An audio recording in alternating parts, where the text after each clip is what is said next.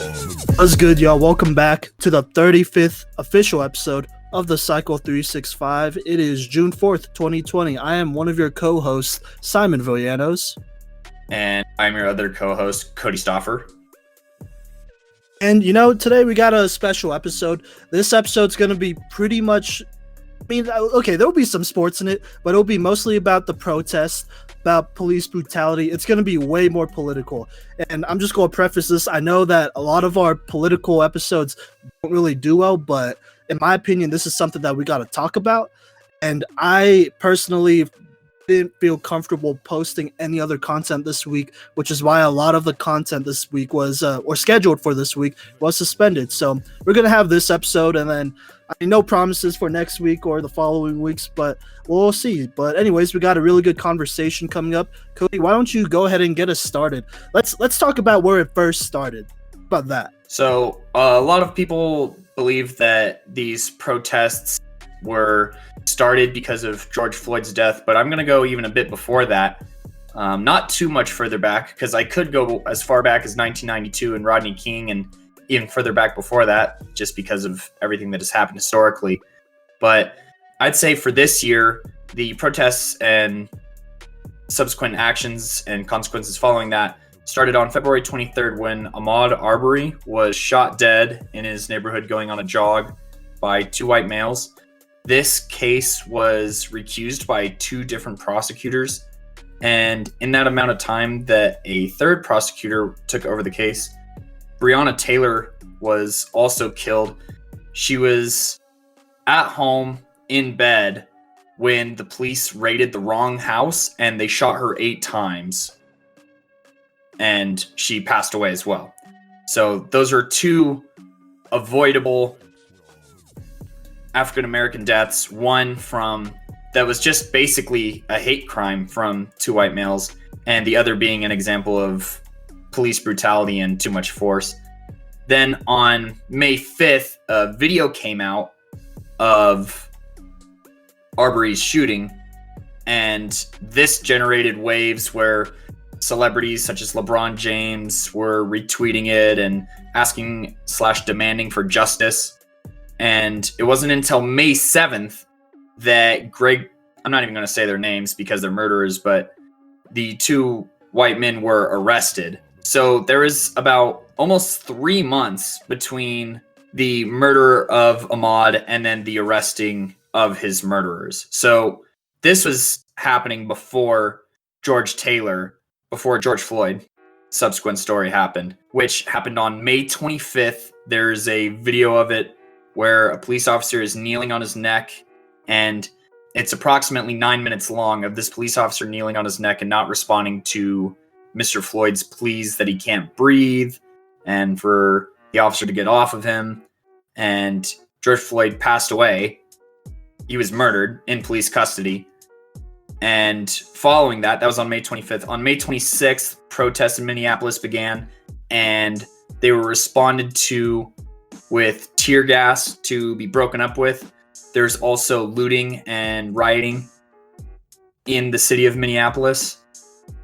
On May 27th, protests across the nation took place, including Memphis, Los Angeles, Atlanta, and just big, diverse hotspots, more than I'd argue progressive places, one might say. And then on May 28th, the National Guard was mobilized in Minnesota as a response to the looting and rioting. And up until that point, the 4 police officers who were responsible for the death of George Floyd were only fired. And these protests and such were a response to them not being arrested for committing a crime and for police brutality. And it wasn't until May 29th, so it took 4 days just to arrest the officer who was kneeling on George Floyd's neck. So, that caused a lot of outrage, and initially he was only charged with a 3rd-degree murder and 2nd-degree manslaughter of George Floyd, and the other 3 officers had not yet been detained. On May 29th, Trump on Twitter called protesters thugs, and also stated that when the looting starts, the shooting starts. And he was threatening to release the military onto American cities where he deemed protests were getting out of control. And he was quoted as saying, get his act together and bring the city under control, or I will send in the National Guard and get the job done right. So, end quote. That was a direct threat from the president against the United States. And then also on May 29th, protests in Atlanta and New York were shown to have lots of destruction and looting and rioting, smashed windows, and destruction of property. But, you know, a lot of them start off as peaceful protests, and we'll get into that a little bit later. Then the Minneapolis mayor told people to stay home, and he called the protests domestic terrorism, which wasn't well received. And then more protests break out across the nation, and curfews were the response from governors and mayors in major cities. And all this time, you know, you have major figures, athletes, and, you know, thousands of people, not only in the United States, but across the world, protests are happening, condemning police brutality, as well as the legal system in general here in the United States. And then there were 2 autopsies that confirmed that George Floyd's death was a product of a homicide, along with some other mentions of other health problems that seemed like they were posed there to detract from the homicide itself. On June 1st, Trump officially declared, quote, if a city or state refuses to take the actions that are necessary to defend the life and property of their residents, then I will deploy the United States military and quickly solve the problem for them. So initially threatened the National Guard and shooting protesters, then followed it up a few days later with actually threatening to deploy the military. In that time since then, the 4 officers have been charged in the death of George Floyd. And I believe that they were arrested on... So this has happened within the past day, actually, as of this recording on June 4th, 2020, where all 4 officers were charged with aiding and abetting second-degree murder and aiding and abetting second-degree manslaughter, with the police officer who was kneeling on his neck. His charge went up from third-degree murder to second-degree murder, as well as second-degree manslaughter. And that is basically the most recent news that we have. Yeah. And I mean, just to be clear, those are all the facts. So like those things happened for sure. Everyone was able to see them. Those are pretty much undisputable. Am I right? Yeah, those are that's what's happened timeline wise, as far as the events that had happened that were starting to anger not only African Americans, but Americans in general, of the injustice in the justice system, and then the repercussions of such things. You know, that there's a lot of looting and rioting, and, you know, amongst the states, which Trump inspected his bunker, is the official statement, at the White House, and also following the protests had tear gas dispersed to disperse peaceful protests to go to a church to pose for a picture of the Bible. That also happened. So we'll have conversations about that for sure. Yes, we will. But those are the facts as far as the activism and the movement here in the United States against police brutality. This doesn't even include or pay I'm going to pay some homage to Ferguson back in 2014, as well as Trayvon Martin's case, and all of those have been a part of this movement as well. And, you know, earlier in the 2010s, maybe even before that, was the beginning of the Black Lives Matter movement. It's just gained a lot more steam due to recent events, and, you know, arguably has had an impact on this George Floyd case, as well as others. Yeah, for sure. And let's not get it twisted. I mean, things like this has happened forever. If I'm being honest, there are probably cases out there that nobody knows of because there are definitely, police departments across the nation that are a little bit more racist, a little bit more willing to cover up the mistakes of their department. And, there are some cases that just go, I mean, they're not talked about at all because people feel like they don't need to, and so they're covered up. And so I'm okay. Before we move on to the next segment, we'll split it up.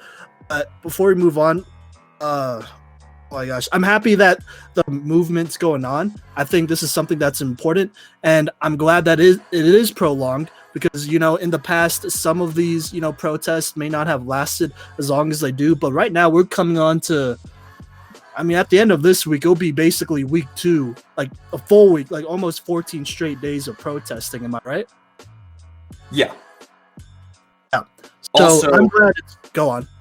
I was just going to say, also, do be aware, listeners, that the coronavirus is still out there. And so you see at a lot of these protesters are wearing masks and trying their best, I'd say, at the peaceful protests to be safe and be cognizant that coronavirus is still around. So don't just show up. If you plan on protesting and exercising your First Amendment right, then, be safe and cognizant of others while you do it by wearing a mask and, staying as sanitary as you can. Yeah, I mean, that's very true. We're still basically in the midst of a pandemic, so this should show how important this movement is and how it will be seen and viewed in history, moving forward. Anyways, I mean, we'll get to reactions, personal reactions, and our stories about this movement. Cody, did you have anything else you want to add? The Attorney General for Trump in the White House also said that he doesn't have the power to enlist the act that he referenced to summon the military into major cities. So the Attorney General and other members of the White House were alarmed at his statement. Very true. The Pentagon themselves, his top generals, are very resistant to that idea. And there's a lot of friction going on there. But, we'll talk about all that. We'll react to it. So stay tuned. Coming up next, we're going to react to basically everything that's going on. It's a lot. We're going to talk about our own stories. And, I mean, basically, it'll just basically be our opinions about it. Am I right? Yeah, and then I just want to make sure to tell the listeners to stay tuned to the last segment where we will go over a list of actions and such that you can do. Honestly, if you just go online and you look up petitions against police brutality, you'll find lots of lists, but we'll give you specific resources as far as where to donate, how to sign petitions, and what acts and such you can take as a citizen to support racial equality in the United States. So make sure to stay tuned for that. And I'm pretty sure that we'll be posting links as well. Coming up next, our opinions.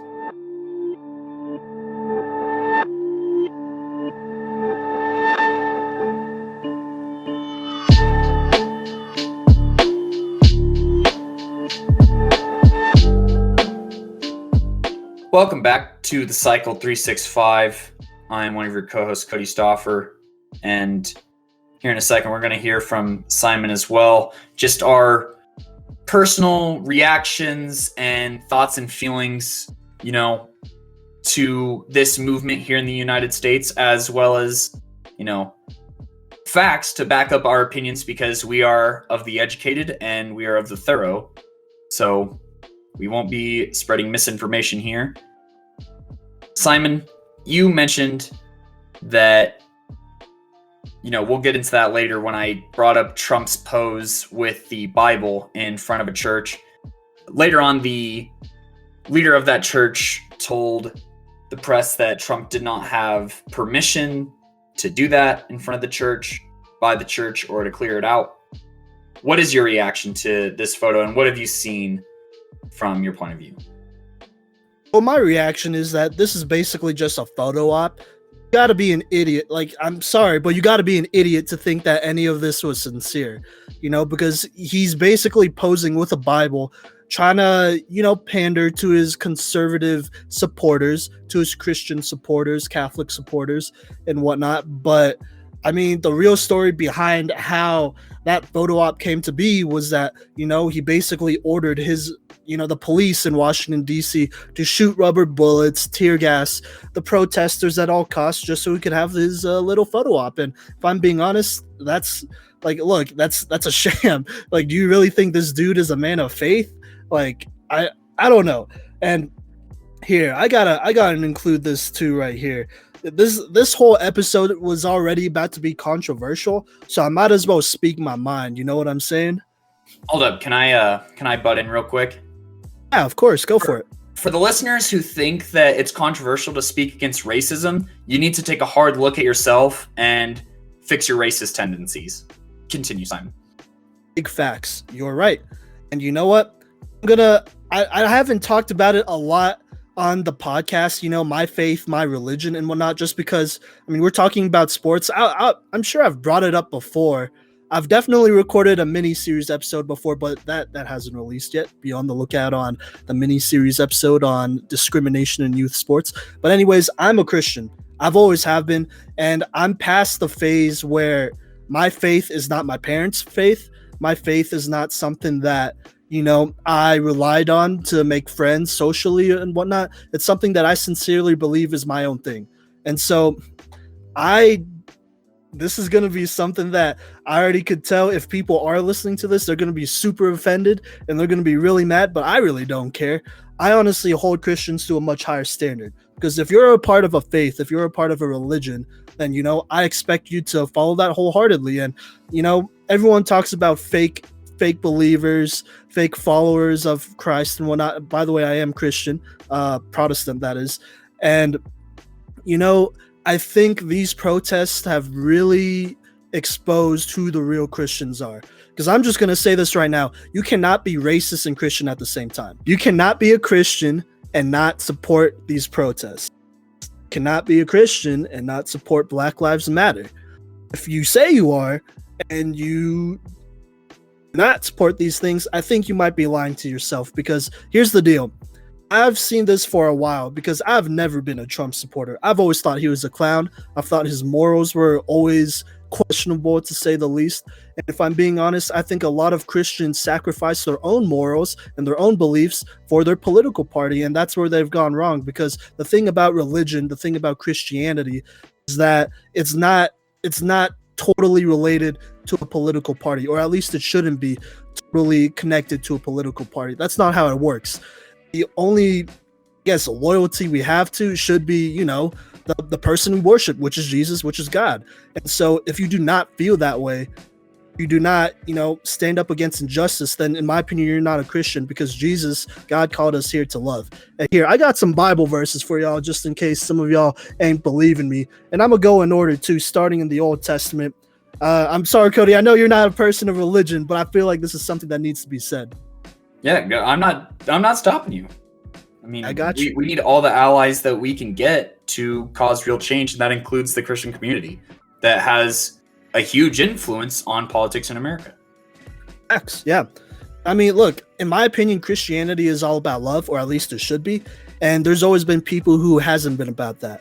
But more than ever, like I said, it's exposed now. And so starting in Proverbs 31, 8-9, by the way, this is the NIV version, just because it's the easiest version for me to read or for people to understand without it sounding like old English, if I'm being honest. But basically it says, speak up for those who cannot speak for themselves, for the rights of all who are destitute. Speak up and judge fairly, defend the rights of the poor and needy. And I mean, like, what else is there to say? America specifically, I mean, this isn't just America, it's all over the world, honestly, but America continues to claim to be the land of the free, the home of the brave, but they have shown their oppressive tendencies towards the African American community over and over again. No matter how many protests that has happened, no matter how many riots that have happened, and honestly, it has not changed, and it's 2020. The Civil War happened over 100 years ago, but people are still being oppressed. People of color are still being treated differently. And people still don't understand that it's not enough to just not be racist. You got to be anti-racist. Am I right? I agree wholeheartedly. And, just I think that a huge problem with a lot of people is, that they're like, oh, well, racists are just expressing their freedom of speech. But No. that's ignorant in and of itself, because their, quote, freedom of speech is really hate speech, first off, that is impeding on the rights and the liberties of other American citizens. And it's not, and then the people who just stand in the middle, that they're really honestly siding with the racists more than anything, in my honest opinion. Very true. You're right. And people love bringing up the, freedom of speech thing and whatnot all the time. But the thing about America is, if you're going to bring up freedom of speech, if you're going to bring up things like, this is the land of opportunity, the land of, all that stuff, all that patriotic stuff, then, you can't be racist, because truly, if it was the land of opportunity, then everyone would have an equal opportunity. Nobody would have to be scared of, going out for a jog or being mistaken for something else or being profiled. But that's simply not true. And, the police community consistently has shown that they have not. And don't get me wrong, there are some good cops, but at the same time, if you have cops that are defending the bad cops and covering for them, they're just as bad. But anyways, the police community has shown over and over again that, they can't hold each other accountable, because if that was the case, then, things like this wouldn't happen. And anyways, here's the last verse I'll bring up, Acts 5:29. This is kind of out of place, so I'm just going to preface it with this, because I know there are plenty of Christians that will probably try to call me out for, taking Bible verses out of place, because that's who they are. And but anyways, basically what's going on in this verse is that the apostles, so this is after Jesus died, but the apostles are trying to spread the word, spread the religion and whatnot. And then there are the Pharisees, who are low-key very political, very you could say conservative as well. I wouldn't say that there's a lot of, I'm not going to go there between connecting them to conservatives of the United States of today, but they were at the time considered very conservative compared to the followers of Christ. And basically how the verse goes, how Acts 5:29 goes, is that it says, Peter and the other apostles replied, we must obey God rather than human beings. And so what he's saying is that, we must be doing what's morally right than what is politically right sometimes. And, if I'm being honest, what is morally right, and in this case, as well as politically right, is standing up against racism, standing up against oppression. And, I'm just going to be honest, there are a lot of Christians who love to bring up George Floyd's background, as if that cop at the time knew every single thing of George Floyd's history right before he strangled him to death. Like, let's be honest, you love to bring up well, you don't know all the facts, you don't know his background, you don't know what kind of person he is. But let's be real. Let's just be real.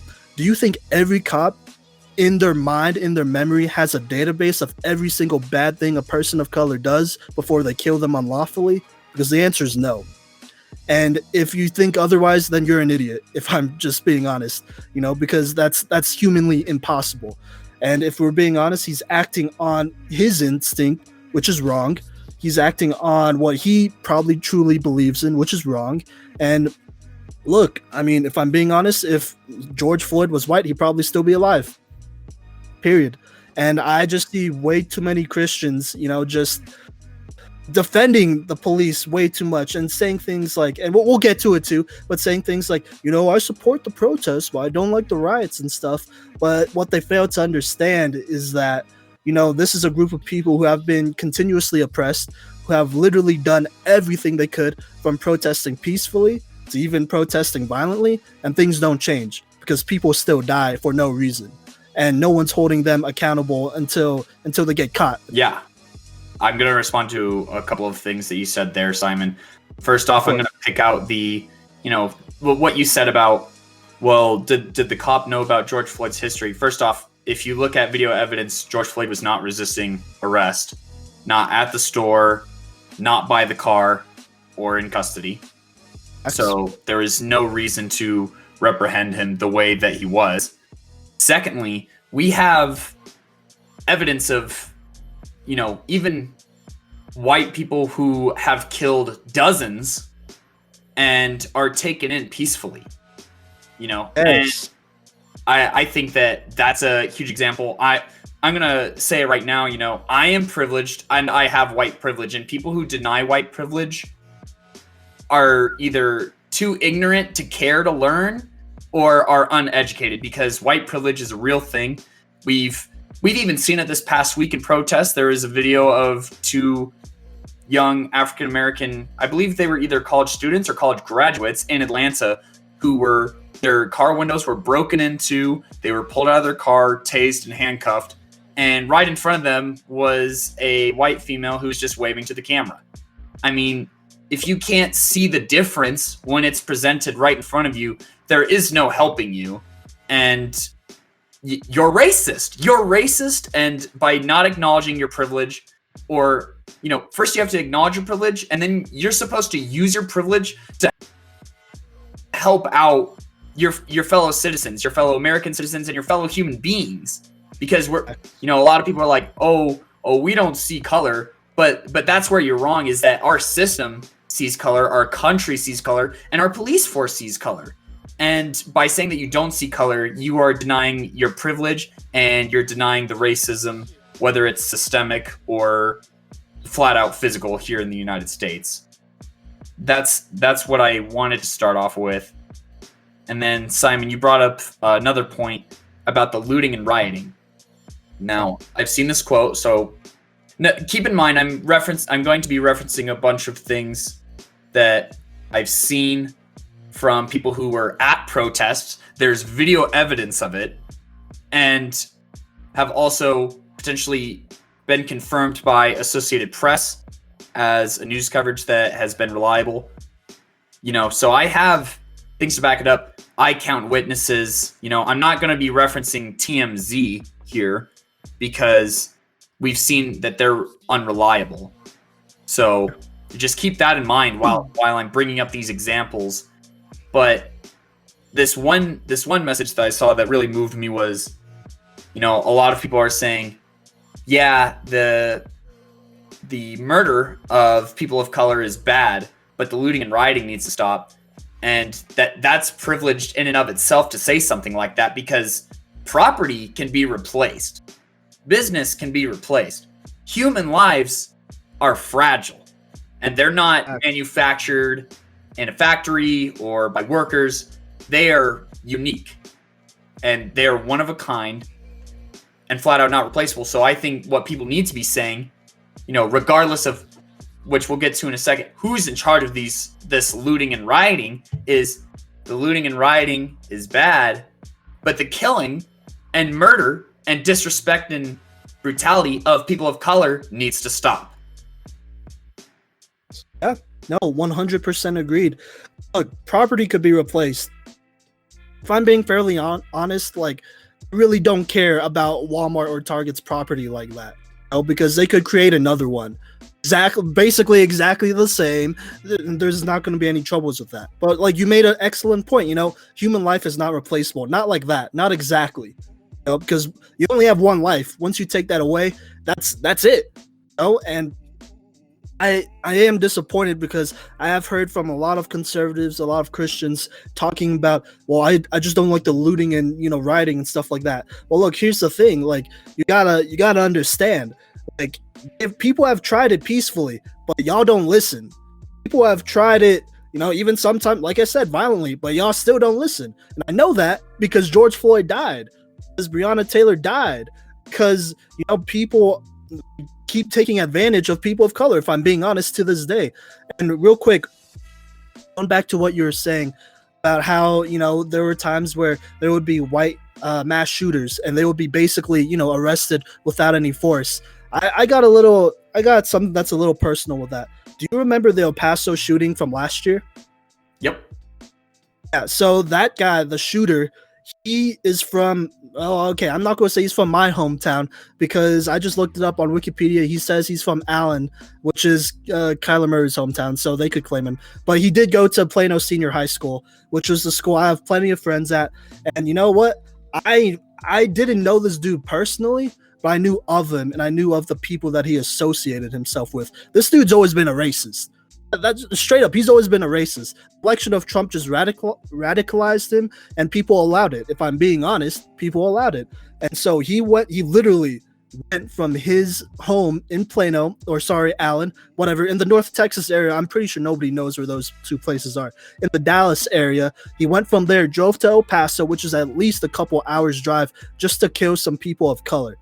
And when he was apprehended, there was basically no force at all.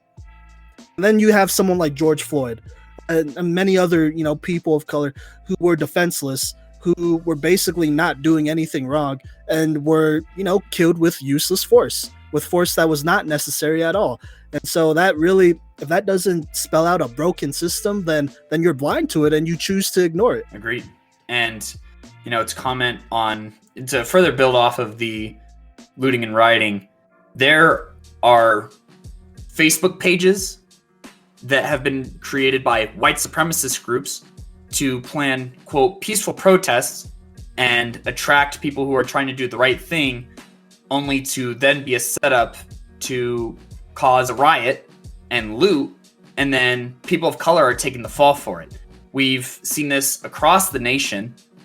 Predominantly there is one that I know of in Northern California, I think just above the San Francisco area, where it was a Facebook group that was started by members of a white supremacist group who were basically trying to frame to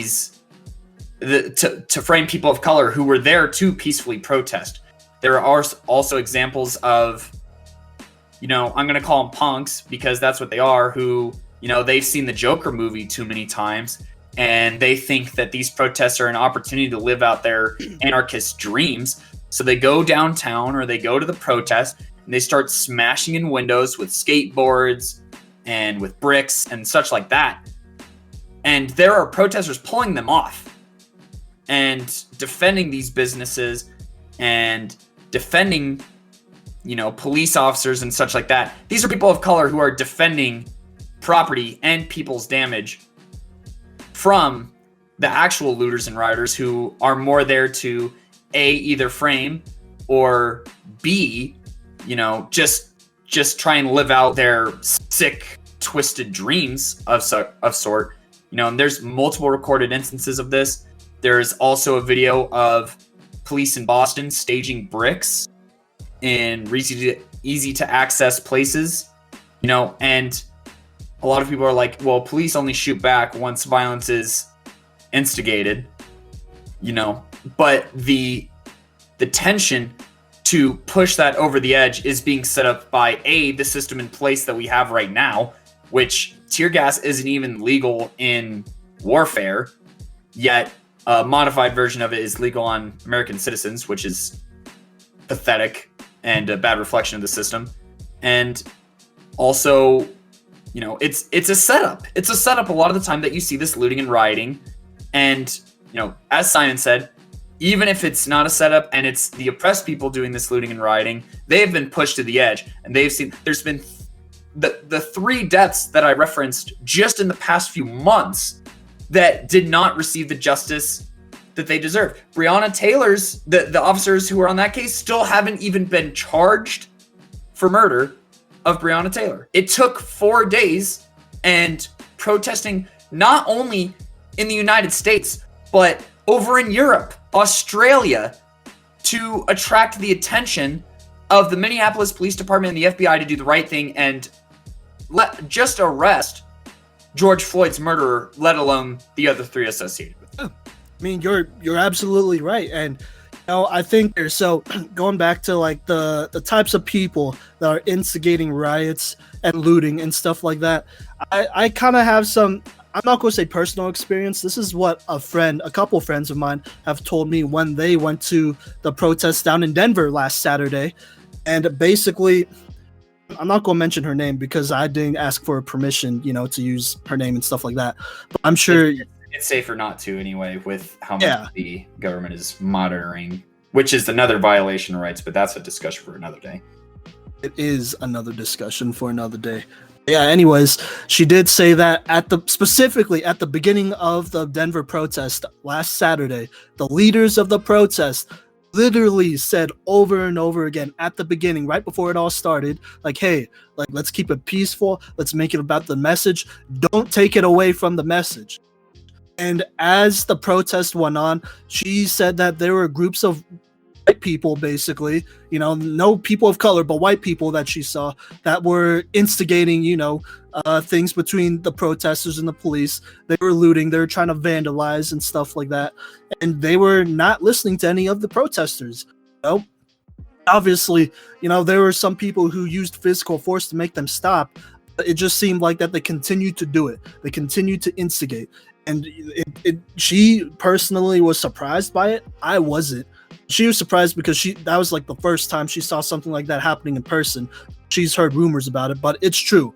And this is happening all over the country, and it's just not fair. And like I said, it's it's people like that, people with privilege, I should say, people with privilege who are taking advantage of people of color during the protesting, like just as taking advantage of a racist system as well, and a system that's not geared, that's to help out people of color, a system that's not truly equal. And I think last year, I want to say, I don't know if you remember this, Cody, but do you remember the Botham Jean case? Remind me. So this happened in Dallas, but basically a cop, Amber Geiger, she went, that's her last name, she was returning home. She basically walked into the wrong apartment building. She walked into the apartment building like one floor above hers, and then she shot a black man to death because she thought he was intruding. Yep. Yeah. I do remember that. And I'd say she got off relatively easy too, if I remember correctly. She only got 10 years, but that's not even including potential parole and stuff. You know how it goes. You could get off much sooner than 10 years. Anyways, what happened? I think this was something that went viral. And hey, the Christians and the conservatives love to share this. What happened was that Botham Jean's brother basically, like on the stand right after they convicted her, I guess, or sentenced her, he said, basically said that, look, I forgive you, and I want you to make the best of your life. And he did mention this because I watched the video over again, that he didn't even want her to go to prison, but obviously she was. And he was showing compassion for her. And at the end they hugged, and she was crying. And look, people, conservatives specifically, and Christians shared it and were like, see, this is how you end racism, and this is how you get rid of a messed up system without looting and stuff like that, and they were going on and on about that. But here's the thing, because those same people of privilege take advantage of people of color, because if that's how you truly get rid of racism, then racism would be gone by now. It's not, because there's always going to be people who take advantage of the system. There's always going to be people who will try to get away with it. If I'm being honest, Amber Geiger, she would have loved to get away with it. The roles were switched. Like, I don't know. I don't know. That's all I'm gonna say. I don't know. Well, and you said it best, when that's a really privileged thing to say, and it's really ignorant thing to ask of the African American community is, hey, would you or people of color in general, hey, would you mind just forgiving us for all the bad things that we've done? But would you mind forgiving us for enslaving your ancestors and making them work for free for hundreds of years? Or will you forgive us for not giving your ancestors any reparations for all the work that they did do, because the president that took over after the Civil War was a coward and lobbied into not doing it? Will you forgive us for paying your ancestors pennies on what we made and still do to this day for arguably harder work and for sending them into disasters? You can think of other minority groups. I'm thinking specifically of Asian Americans in San Francisco during the gold rush, who were sent into, mountainsides with dangerous chemicals and sent to do the work where they would die. Will you forgive our ancestors for, will you forgive us for making restaurants separate, for making separate drinking water fountains? Will you forgive us for having, quote, a few bad apples, end quote, in the legal system, who just so happen to basically always target minorities? And even even if they don't always target minorities, because there are white people who are subject to police brutality, I don't understand why people are saying that as a counterpoint to police brutality against African Americans. Police brutality of any kind should make you upset because it's injustice. If you're a morally correct, morally right person, you believe in justice, and that's regardless of what direction it's facing. You know what I'm saying? And that includes ending police brutality, and that especially includes police targeting of people of color. No, you're true. I mean, it just goes to show that like they continue to take advantage and they continue to, thrive off of this privilege, off of this system. And enough's enough. Someone's got to be held accountable. And look, I mean, if a couple, windows or whatever got to be broken, so be it. How about you care about the lives that are at stake? Because if I'm like, oh my God, I'm getting so frustrated right now. Here, let me roll it back a little bit. All right. Like I said, you cannot be a Christian, a person of faith, someone that believes in God, in God's creation, and justify a racist system and justify a bias system, because it doesn't make any sense. Because you want to talk about equality, you want to talk about loving everyone, but if you truly loved people of color, if you truly loved, the African American community, and you would fight against this injustice. You would fight so that they don't have to worry about walking the streets, so they don't have to worry about being profiled, so that they don't have to, have all these ridiculous things happen to them, if I'm being honest, so that they have equal opportunity. And a couple weeks ago, we did talk about the Rooney Rule. I'm not going to talk about it too much in this segment because I know we're going to talk about all of this in relation to sports. But, there is a reason why that rule had to happen.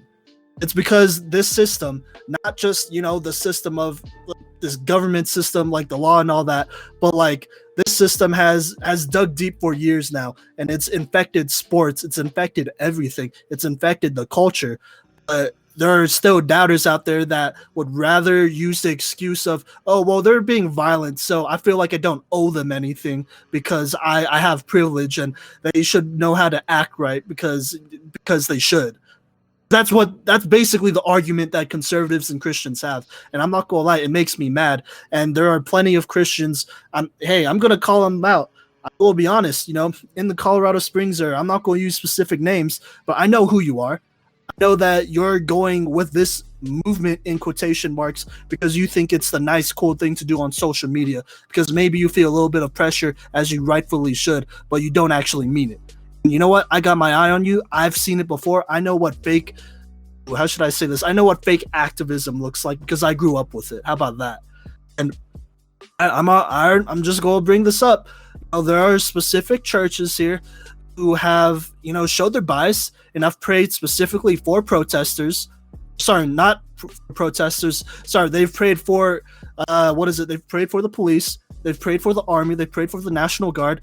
And left out protesters altogether, and have labeled this whole thing going on, this whole movement, as a rebellion, and feel like that cops should be killing protesters, that the army should be putting down these protests and riots and whatever, because they can't see their privilege, because they have never actually suffered as the African American community has, not just recently, but generationally.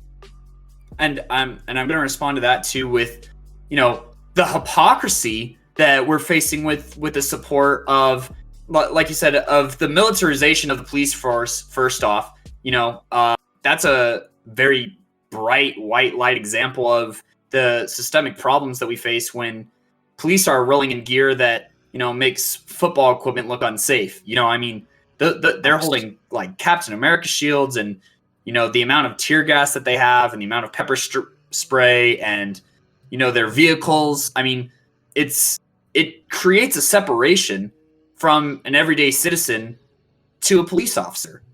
Just by not looking like a normal person, they look like something that's sent to destroy something rather than help build or protect something. And secondly, the hypocrisy of, people are like, oh yeah, send the military on him. And nothing gets solved with violence. Have you studied American history? X. This country is founded on a violent rebellion that included the destruction of property, that include the Boston Tea Party. We all bow down to the forefathers for doing that, but oh Lord, if a POC is doing it, well then it's criminal and it's treason and it's against this country. No, that's how changes happen here in America. The Civil War, to end slavery, that was violent in and of itself. So I really don't see how you could say that while being educated on American history in the first place. That grinds my gears pretty good. It's overwhelming the hypocrisy, the privilege, and the ignorance that has kept this country basically, in the same place as 1992 at the very least, with the Rodney King case, more recently, the same place as 2014 with the Ferguson thing. And, there's even some civil rights, activists from the civil rights era in the 1960s who are saying that the America that they see today is even worse than before the 1960s. So take that for what you will. Yeah, no, you have a point, and I think people love to be selective. Okay, here, I should say this. American people love to be selective of U.S. history because, something I've been seeing a lot lately is that they've been bringing up Martin Luther King Jr. But here's the thing. First off, if I'm just being honest, if this was back in the 1960s, those same people bringing up Martin Luther King Jr. would not have supported him. Let's get that straight. You wouldn't have supported him. You would have seen him as a radicalist. You would have seen him as somebody who was trying to shake the boat a little bit too much, and you would have mixed feelings about him. First things first, he was literally assassinated by a white man, so... Yes. Yeah, no, you're right. He was assassinated by a white guy. Here's the history behind that, because he was assassinated, right? And then just a couple of days later, the Civil Rights Act of 1968 passed because of riots going on, because Martin Luther King Jr. was assassinated. So let's not get it twisted. The system killed Martin Luther King Jr. The system has targeted, people of color, especially people who have spoken out, people like protesters like Martin Luther King Jr., like I just said, and they've killed him, and they've done their best to silence them. And this is the system that we're battling against, because this is not something that's recent. If we're just being honest, this is something that's been around for over 100 years, and that is generationally built into certain people. If I'm being honest, the racism. And it's transformed throughout the years, but let's not get it twisted. It's still there. The only difference is that people try to hide behind fancy words and whatnot to hide their true feelings against people of color, against the African American community. Sorry, did you want me to say something to that? Or did you have anything to add? I'm just that was the other thing I was going to address actually, is Black Lives Matter does not mean a lot of people, who you are, the All Lives Matter crowd. You're racist. I'm just going to put it out there. Black Lives Matter isn't, quote, only Black Lives Matter. It is simply a statement that the system today, including the police system, the legal system, and other things, makes Black lives seem like they don't matter. So the point of saying Black Lives Matter is to destroy the institutionalized racism that African Americans have to face. And so by saying all lives matter, you are dismissing the hardships and troubles that face people of color. And that's that. It's not a terroristic threat from the African American community. A lot of people like to say that. It's not only Black Lives Matter, because that's not the statement flat out. It's just saying Black lives do in fact matter, and this movement is to change the system where Black lives do not matter. because it's inherently racist. Yes, you're absolutely right. And if I'm being honest, look, you don't have to explain that all lives matter. Everyone should know that. If you don't know that, you're probably a psychopath. Sorry. If you don't know that, you're probably a little kid who doesn't know better, if I'm being honest, or you're an idiot. But if you don't acknowledge that, then you're probably maybe a little bit, I'm not going to say it. I'm going to edit out what I just said, the psychopath thing. But you're You're feeling some kind If you of don't way. realize that all lives matter, then you probably think no lives matter. But X. anyways, It doesn't need to be like emphasized. Everyone knows this. This movement is about the African American community being not segregated against, being put down continuously by a racist system, like you just said, Cody. And I mean, I don't know, the media. Okay, I shouldn't say the media, but a lot of people, probably the right-wing media, specifically at Fox News, you bunch of idiots, you keep making up this fake narrative that makes no sense about Black Lives Matter based on a few, bad apples that might be there. And there's a difference here too, because I'll admit there are some people who are radical, but there's not in my opinion, there's not enough people radical to change the meaning of a whole movement. The fact of the matter is, sorry, were you going to say something? Well, I was just going to add on that it's hypocritical anyway for them to only choose out the radical ones and then defend the entire police system. No, you're right. I mean, yeah, that's basically what I was going to say. Like that, it is hypocritical of that. It doesn't define a movement. The only people calling it a terrorist movement or a movement that's not fair are people who are ignorant, people who don't do their research. And if I'm being honest, in this age where you have access to all the information in the world, you don't have an excuse if you're over the age of 18 for not being informed on a topic.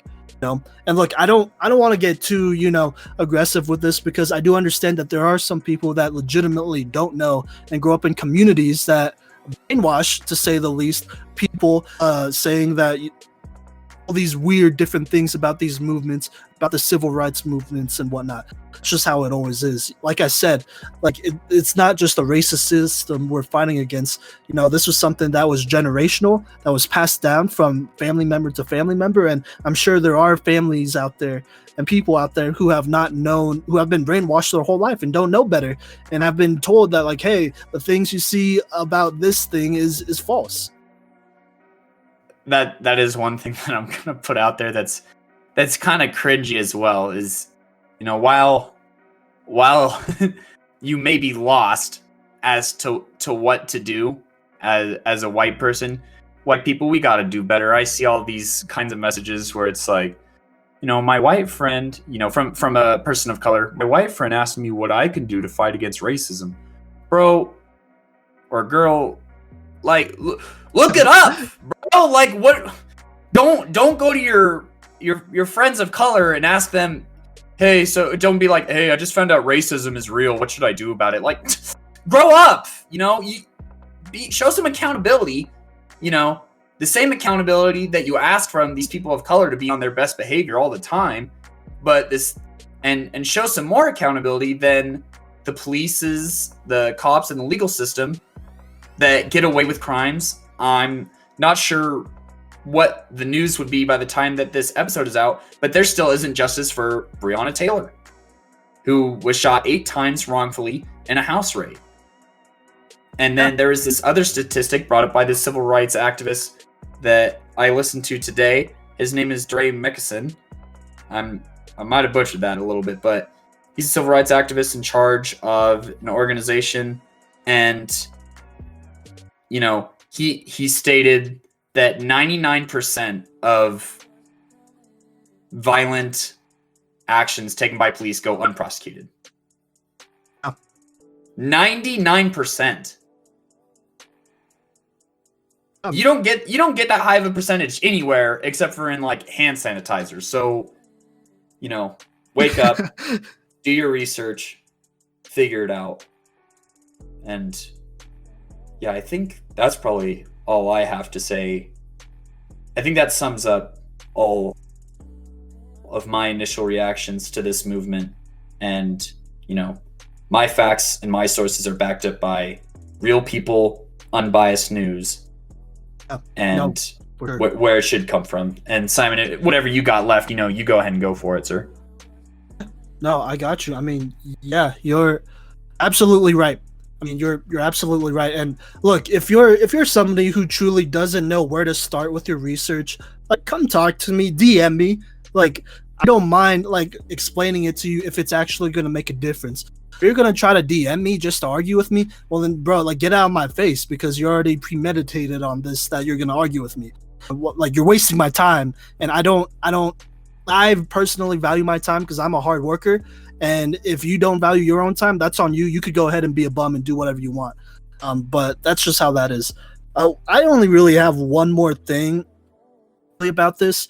I have to address the other people of color, the people of color who are against Black Lives Matter, who are against, should I say this, who are against the protest and whatnot. Look, stop being an Uncle Tom. That's it. Just stop. Okay. Look, dude, you're a person of color and you don't support Black Lives Matter. You don't support protest. Look, I'm just going to say it first off. I haven't really seen any people of color have not supported it, at least on my timeline. I've seen, well, actually, no, that's a lie. I've seen a handful, a couple, but for the most part, I haven't seen a lot. I think this younger generation, Gen Z, and millennials too, kind of, they get it. They know where their morals stand. If I'm being honest, despite religion, despite belief, despite what kind of clique they're in, they know what morally is right. But there are definitely some people of color, and I'm gonna call out some Filipinos as well. I'm Filipino, so I have the right to call you out, that don't support this movement, and I don't understand why. Because look, oh my god. Okay, here, let me get it together. I don't know why these people of color who are against Black Lives Matter, these protests, feel like what they're doing, what other people are doing is wrong. Because look, if it's not, I hear this a lot, like, well, all that racism and segregation and stuff and oppressiveness, that's not my history. That's not my history. I didn't grow up in that age. But here's the thing, like your ancestors probably did, you idiot. Like the people, your own family has probably went through it at one point. They just choose to ignore it. And I'm going to be honest. And so this isn't just the Filipinos. This is mostly to all Asian Americans. I mean, honestly, this goes out to all people of color. But as an Asian American, I'm speaking to other Asian Americans specifically. Look, people love to bring up how Asians are the model minority. There's a lot wrong with that because already you're basically saying that these people are superior to other people. Like next here, I don't like generalizing like this, but I gotta generalize in this instance. Probably in America, next to Caucasian people being probably historically the most racist, Asians are right there. And that's something not a lot of people know unless you're in the Asian community, because they're racist towards each other as well. They put each other down as well. And this is a culture that needs to be fought because at least in the Filipino community, if you have fairer skin, as in if you look more Chinese or Japanese, then you're generally, seen as somebody that's more attractive than somebody who, this is just me. Personally, I'm somebody who looks a little bit more of a Pacific Islander type. Like my brothers definitely look like they're more, not Asian, Japanese, Chinese, more fair skin, but I have darker skin. And, people of darker skin in those Asian countries are generally looked down upon. Like literally, look this up. There are moisturizers and lotions that claim to make your skin fairer in those Asian countries. So when those people come to America, don't act like that culture wasn't already there. Because there are plenty of Asian people who experience racism, and they don't talk about it because they're like, well, I just got to work hard and earn my keep. But here's the thing, like, look, I'm all for working hard. I'm a hard worker myself. But if you continuously get disrespected by a system that doesn't care about you, that uses you against other people of color, that really doesn't care about you, if I'm being honest. I don't know how many times I could emphasize that. Cody, you kind of already brought up some Asian history there about the San Francisco workers, the California workers.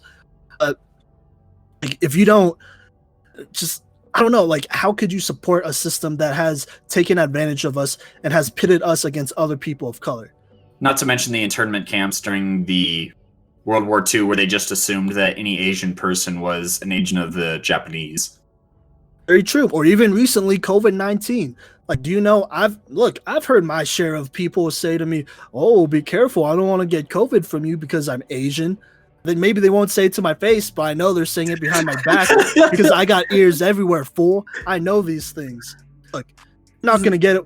Personally, to me, you're not going to get away with racism around me. I'm going to find a way to hear it from you. And I may not react to it right away, but look, I wait on it. I've heard stories and I've seen stories, and I'm sure the Asian community have seen stories of, people of Asian descent getting discriminated against because of this whole COVID-19 thing, because some people are ignorant.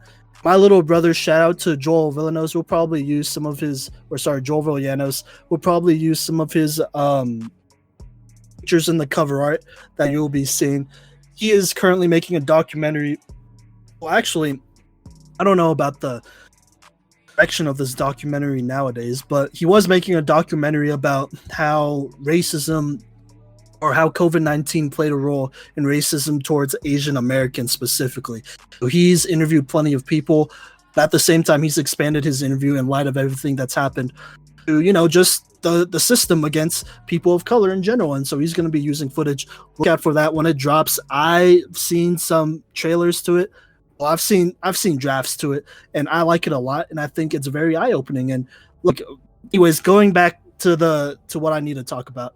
If you're a person of color and you're not supporting other people of color, you have privilege. Let's keep it real. If you're a person of color not supporting other people, you probably have privilege, because you probably have other conservative friends. It may not be people of color who are like, "Oh, well, this and this and this is happening, and this is why this is not justified." And it just goes to show, look at Obama, he became president. Look at this person, he became successful. Look at a Mike Tomlin or whoever. But it's just not a good argument, if I'm being honest. Because look at Obama. How many presidents have we had? He's one out of 40 something. Like come on, bruh. Look at people of color in the sports industry, even like Mike Tomlin. He's like one out of four, or no, he's part of four out of like 32 coaches that don't have a job. That has a job. I'm like all over the place. My fault, bro. I'm just saying, you can't be a person of color, or you can be a person of color and not support Black Lives Matter, but you should. Because it doesn't matter if it's not your history, it's your people, and it's your culture, and it's the thing that your ancestors probably fought for and fought against, whether they acknowledged it or not. Yep. And, fighting for Black Lives Matter, not only are you fighting for your fellow American citizen, which is, kind of the whole point of this country in its founding was to be the land of opportunity and freedom.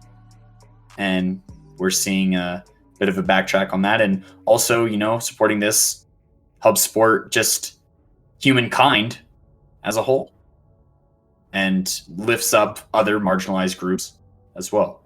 So, I'm just going to say this right now. You can't call America, the land of opportunity if there's not equal opportunity. That should be honestly a fake something, saying that's fake. Because it's not true. It's not true. America's a fraud if they continue to use that title, because that's just not true. Yeah. Anyway, anything else, Simon? Or honestly, look, we're all. We could go on forever. We could go on forever.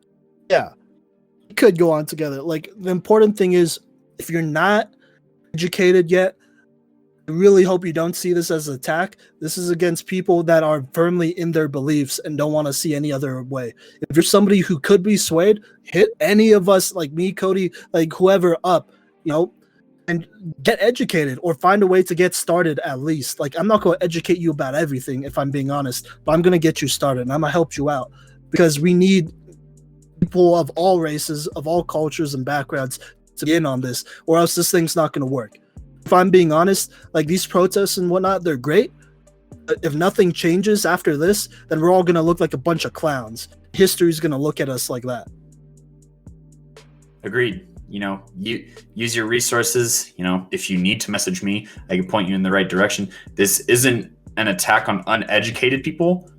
This is an attack on ignorance, and this is an attack on racism, and this is an attack on the systematic problems here in the United States. Don't get it twisted. These are real accounts of things that are happening. These are real prejudices. These are real biases. Racism didn't die in 1865 with the end of the Civil War. Racism didn't die with the end of the Civil Rights Movement. It is alive, it's well, and it's strong as heck, and found a way to adapt to our modern society. And we need to find a way to snuff it out, stomp it out, and provide opportunity and justice for every American and for every person on this planet.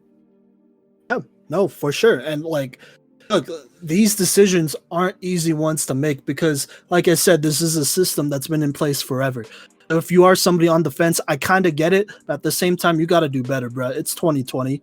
You got to do better. That's just how it is. And I mean, look, 2020 has been a real eventful year. And I gotta admit this. This is kind of funny, but I was on TikTok.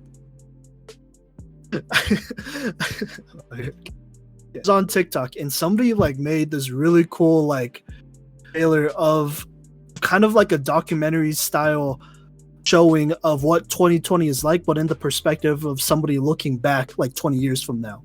And it's kind of like something they framed it as something that your future kids would watch, or your grandchildren, whoever, relatives, the future of America, kids who aren't born yet.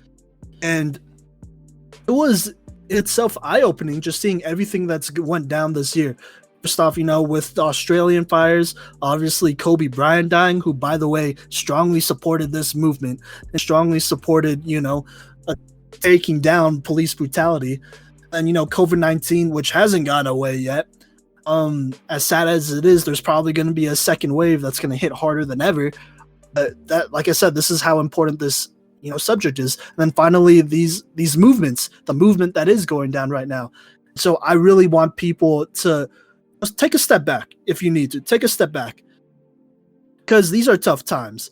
It's tough for everyone, no matter what race or class you are. Maybe I don't know, for the upper class, I guess it's hard for them in different ways, but still, for most people, it's tough times. But I really want people to take a step back. Think about the future generations of America, or of their own community. How about that? Of their own community. Think about how they will perceive this year and what you will tell them. Because, of course, anybody could lie and be like, oh, yeah, I was with the movement and whatnot. Truly, you weren't. So this is basically just for your own honesty, for your own, conscience. What side of history do you want to be on? How do you want to be perceived by the future generations of America, of your community? That's it. Agreed. And with your mentioning of Kobe Bryant, that's a great segue into our next segment. Coming up, talking about the sports world reaction to this movement.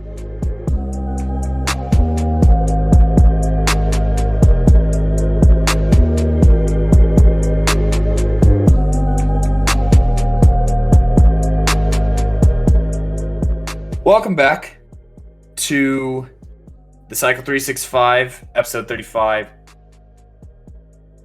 talking about this movement and Black Lives Mattering. Here's the sports part that I bet a lot of you are here for and had to wait through 2 segments for, and hopefully you learned something from those 2 segments.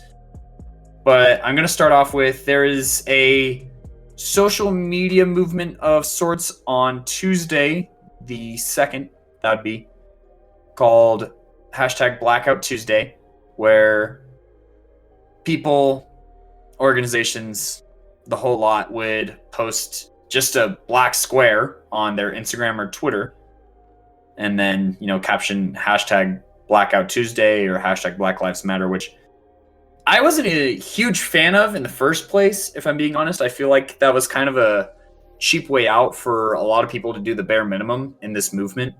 I feel like a lot of people, if you only have posted a black square during this time, you're not doing enough. I'm just going to put that out there.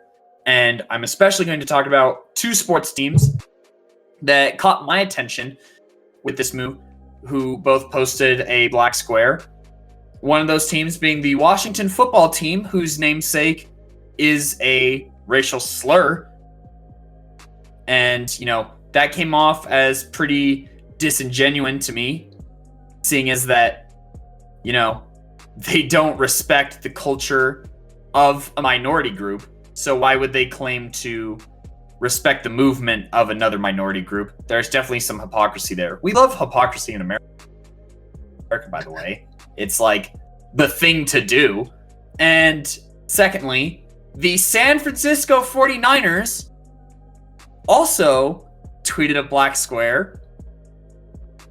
For those who don't know, Colin Kaepernick was the quarterback for the San Francisco 49ers, who, and I'd even argue the spearheads of blackballing him from the league, and started bad quarterbacks in his absence after they just let him go and no team signed him, and did not condone his kneeling or support him at the time, are now apparently a part of, end quote, the Black Lives Matter movement.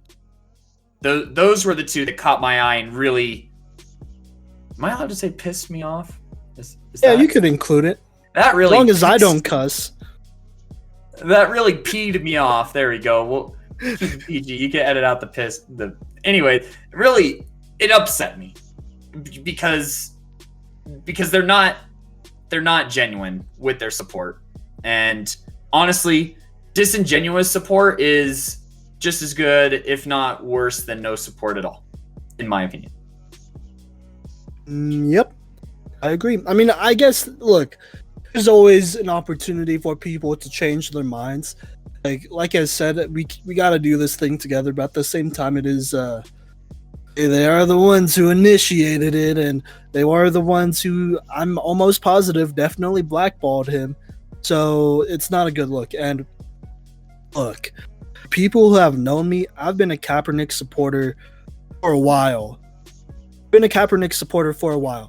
And I'll be honest, at first I was like, well, what is this? Like, what is he protesting? Like, he grew up with a white family. And if I'm being honest, I was ignorant and whatnot. But I've changed. And that was a really long time ago, by the way. But basically, that my mindset changed around that same season. I felt that way. So, I've been a supporter for him for a while. I've advocated for him for a while. Cody, you've seen me with my Kaepernick jersey on, right? Yeah, I love it. Yeah, and hey, shout out to Northern Colorado. I've definitely gotten looks walking around campus in a Kaepernick jersey, and I wonder why. Because they're not always friendly looks, if I'm being honest. And, I definitely, I don't know how this started. I think it was just a force of habit. But I started, wearing my Kaepernick jersey there to my final, to some of my classes, at least my general, the LAC classes where I'll meet many different people, or I'll wear them, at least once a semester, if not more, and whatnot. So I've gotten my share of looks and whatnot. And hey, look, he was right. People want to talk about, oh, he's just selfish, he's just being a diva and stuff like that. But no, he was standing for a real issue and actually raised real money and encouraged people to do it. And here's the thing, he did it peacefully, but y'all still didn't like that. Honestly, y'all don't like any sort of equality, if I'm being honest, because y'all talk about the riots.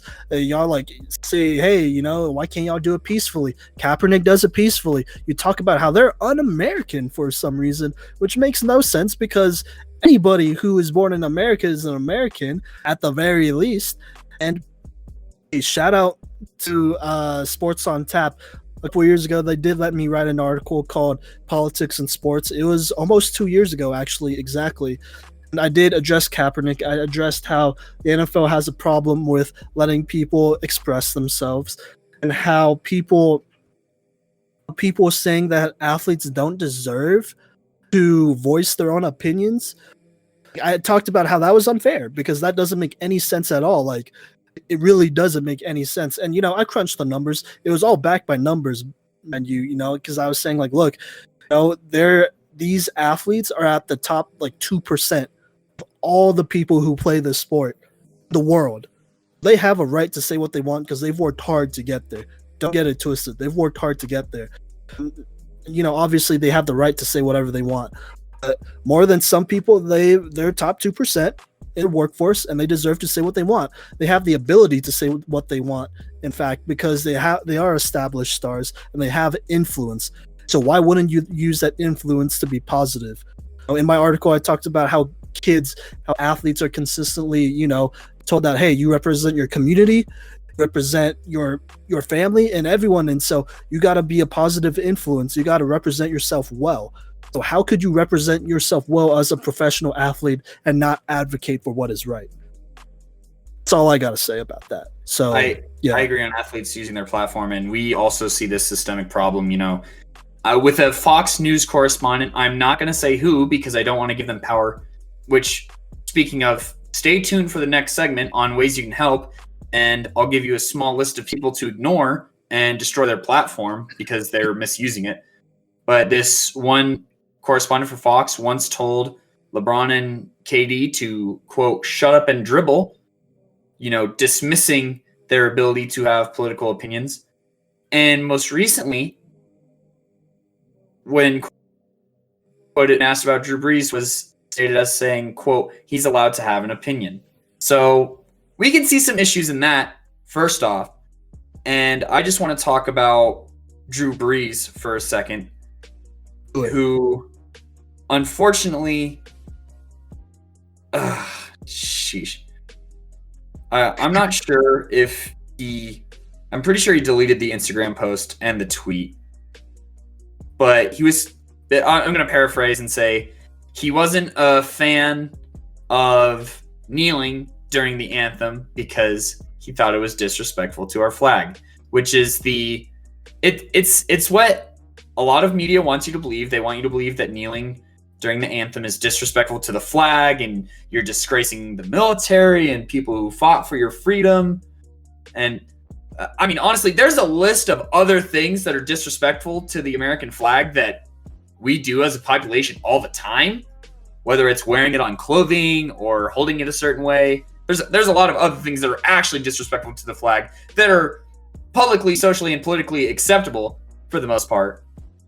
And after Drew Brees said this, he put out an apology a day later after talking with teammates, and he apologized, but I wasn't really feeling it. Simon, what were your thoughts on Drew Brees' his little fiasco here? I was really sad, if I'm being honest. Like, I've always kind of been a big fan of Drew Brees because he was, a shorter quarterback. He kind of revolutionized the game in that way. Dude, like, what? Are you serious? Like people were saying that the kneeling protest and stuff like that, like for the anthem, like those protests, people were saying that was disrespectful to the flag.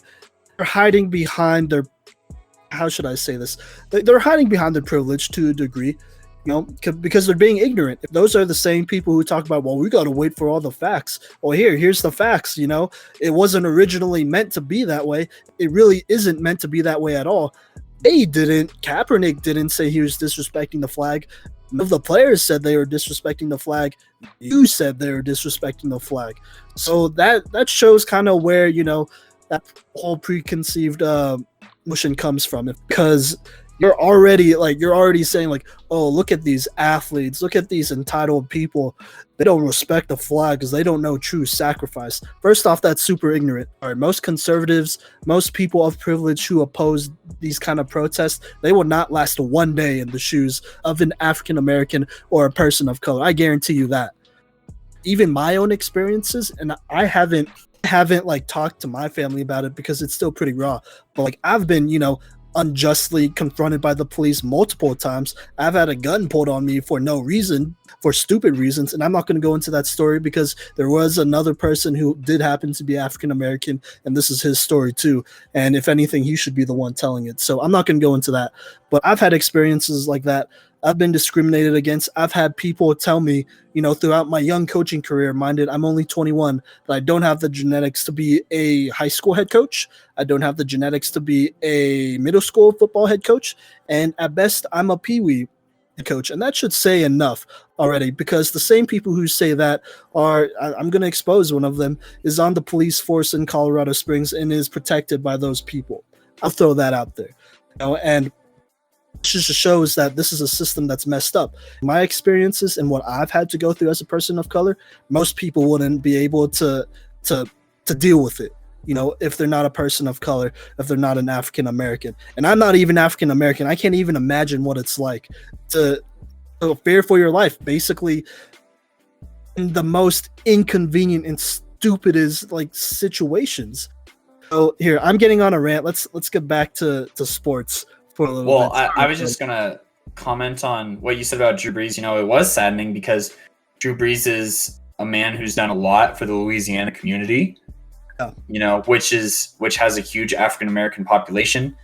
He's had tons of African American teammates, and seems like an open-minded stand-up guy. And those statements in this time, after all that the information that we have and all that we have learned, just shows, that it was kind of a choice. And for him to turn around and come with an apology, I heard that Alvin Kamara talked to him and Michael Thomas talked to him, and they educated him. But Drew Brees is too old for that, to be that ignorant, and he's seen too much to be that ignorant. He has seen how Katrina had a larger impact on African American communities than white communities. Whether he acknowledged it or not is another story. But he has seen the systemic racism in place and in play. And for him to say something like that just shows, I guess like a negligence of sorts to accepting new information or be willing to learn and adapt. Yeah, no, I absolutely agree. Honestly, absolutely agree with that, just because, there's no excuse for being ignorant, especially if you're surrounded by a lot of people of color. There's really no excuse to be ignorant in that case. I'm being honest. And I tweeted this out. Like I said, look, I like the guy, but this ain't it. And I hope that somebody educates him. And I still have faith that somebody will educate him. That, maybe Kamara or Michael Thomas will educate him. And look, this is not something he's going to understand right away. So don't get it twisted. This apology, in my opinion, isn't something that's sincere. It's something that he had to do because he had to do it. But someday, I do sincerely believe that, he could actually give an apology that he truly believes, because he truly believes in the culture. He truly believes in the movement. And I think that's possible for, honestly, all people. You just got to be open-minded. And I feel like Drew Brees is the type of person to be open-minded enough. I agree. And I agree with the apology. I feel like it's more of a sorry out of necessity, that because of the backlash more than anything.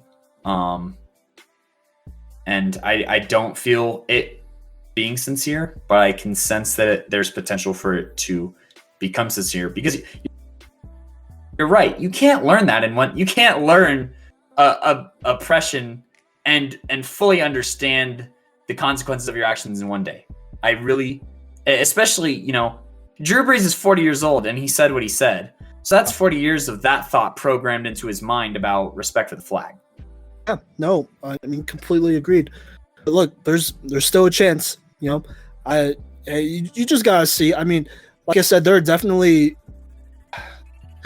people in the league that I would see that would be less, receptive of actually learning about the movement.